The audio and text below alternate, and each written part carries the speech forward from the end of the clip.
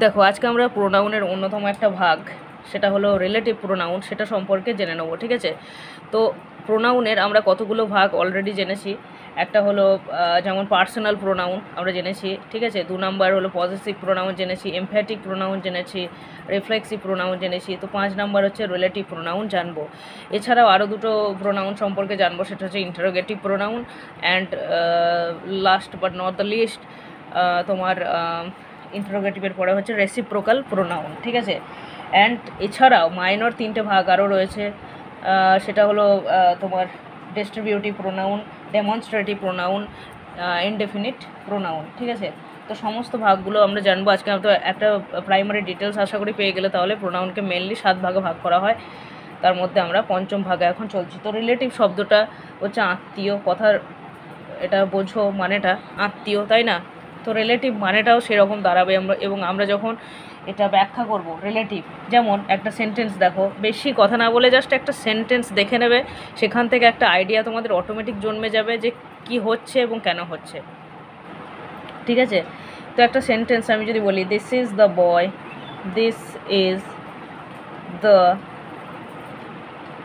বয় হু কেম yesterday,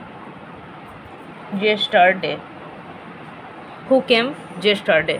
ঠিক আছে, তো this is the boy who came yesterday, এটা তোমার এখানে রিলেটিভ প্রোনাউন কে হুটা হচ্ছে রিলেটিভ প্রোনাউন। বা এটাকে তুমি কি বলতে পারো, রিলেটিভ কনজাংশন, যোগ করছে যেহেতু রিলেটিভ কনজাংশন। এটা নাউন, এর পরিবর্তে হুটা বসছে, হুটা দিয়ে কাকে বোঝাচ্ছে, বয়টাকে বোঝাচ্ছে, এটা নাউন, তাই না? তো এটা কি প্রোনাউন, এটাকে তুমি কি বলতে পারো, রিলেটিভ কনজাংশন। লিখে নেবে খাতায়, রিলেটিভ কনজাংশন। ক্লিয়ার হলো?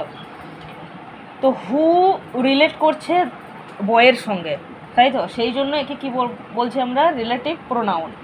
হু এই বাক্য দুটোকে যোগ করছে, তাই না? হু এই বাক্য দুটোকে যোগ করছে, সেই জন্য কি এটা রিলেটিভ কনজাংশন। তো আমরা দুটো পাচ্ছি, একটা হচ্ছে রিলেটিভ প্রোনাউন হিসাবেও পেলাম প্রোনাউন, আর একটা কী হিসাবে পেলাম, রিলেটিভ কনজাংশন হিসাবে পেলাম। ঠিক আছে, রিলেটিভ কনজাংশন হিসাবে পেলাম। এইবার দেখো, বয় এই নাউনের ইনফরমেশন কে দিচ্ছে, বয় এই নাউনের ইনফরমেশন দিচ্ছে এই হু দ্বারা আর কি। হ্যাঁ, তো হু হচ্ছে কামের সাবজেক্ট, হু কেম yesterday, তাই না? তো এই দুটো সেন্টেন্সকে রিলেট করছে